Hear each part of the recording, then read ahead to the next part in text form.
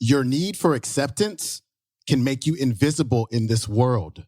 Risk being seen in all of your glory. And that is the quote of the day.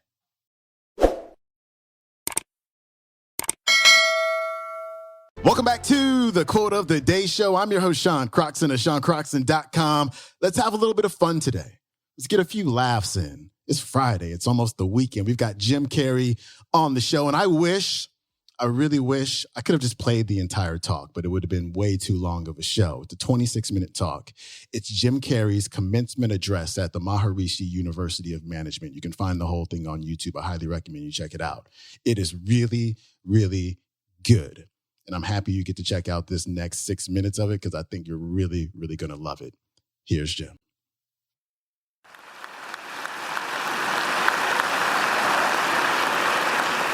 You are the vanguard of knowledge and consciousness, a new wave in a vast ocean of possibilities. On the other side of that door, there's a world starving for new ideas, new leadership. I've been out there for 30 years. She's a wildcat. Oh, she'll rub up against your leg and purr until you pick her up and start petting her, and then out of nowhere, she'll swat you in the face. It can be rough out there, but that's okay, because there's soft serve ice cream with sprinkles. I guess that's what I'm really trying to say here today. Sometimes it's okay to eat your feelings. Now, fear is going to be a player in your life, but you get to decide how much. You can spend your whole life imagining ghosts, worrying about the pathway to the future, but all there will ever be is what's happening here, and the decisions we make in this moment, which are based in either love or fear. So many of us choose our path out of fear disguised as practicality. What we really want seems impossibly out of reach and ridiculous to expect, so we never dare to ask the universe for it. I'm saying I'm the proof that you can ask the universe for it. Please.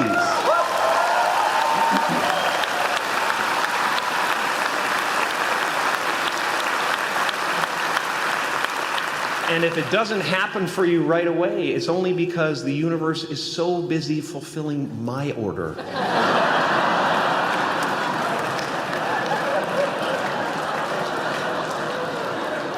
Party size!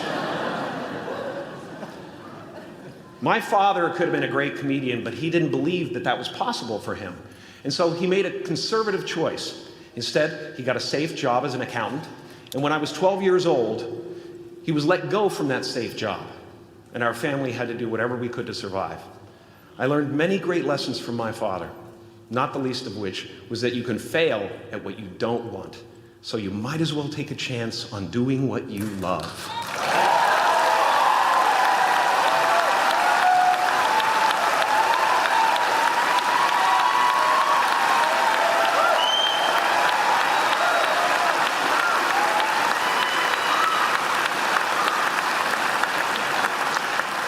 It's not the only thing he taught me, though. You know, I watched the effect of my father's love and humor and how it altered the world around me. And I thought, that's something to do. That's something worth my time. It wasn't long before I started acting up. You know, people would come over to the house and they'd be greeted by a 7-year-old throwing himself down a large flight of stairs. They would say, "What happened?" And I would say, "I don't know. Let's check the replay." I'd go back to the top of the stairs and come back down in slow motion.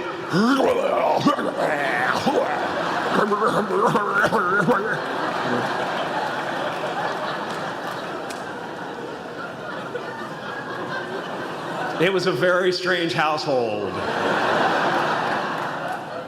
My father used to brag that I wasn't a ham, I was the whole pig.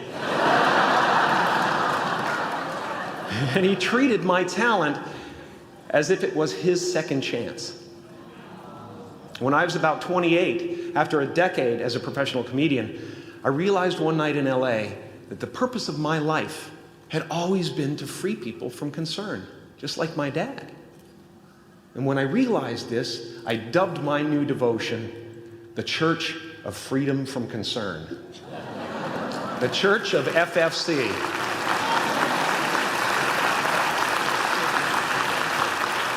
And I dedicated myself to that ministry. What's yours? How will you serve the world? What do they need that your talent can provide? That's all you have to figure out. As someone who's done what you're about to go and do, I can tell you from experience, the effect you have on others is the most valuable currency there is.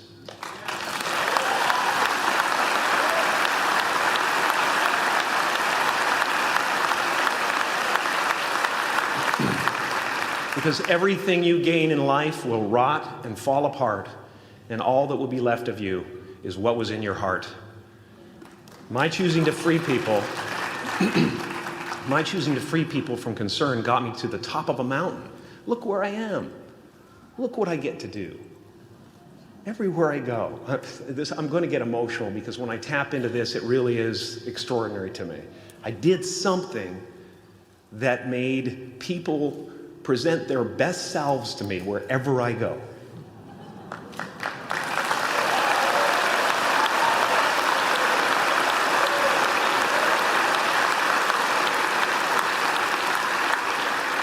I am at the top of the mountain, and I was, and the only one I hadn't freed was myself, and that's when my search for identity deepened.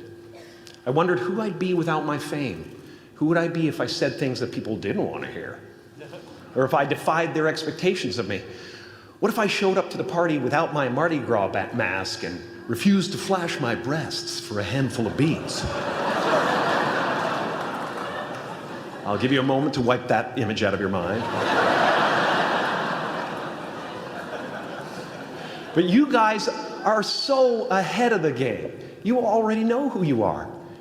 And that peace that we're after lies somewhere beyond personality, beyond the perception of others, beyond invention and disguise, even beyond effort itself.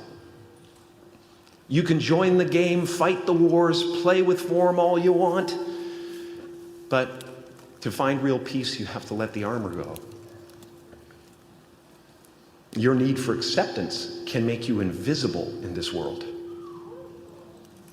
Don't let anything stand in the way of the light that shines through this form. Risk being seen in all of your glory.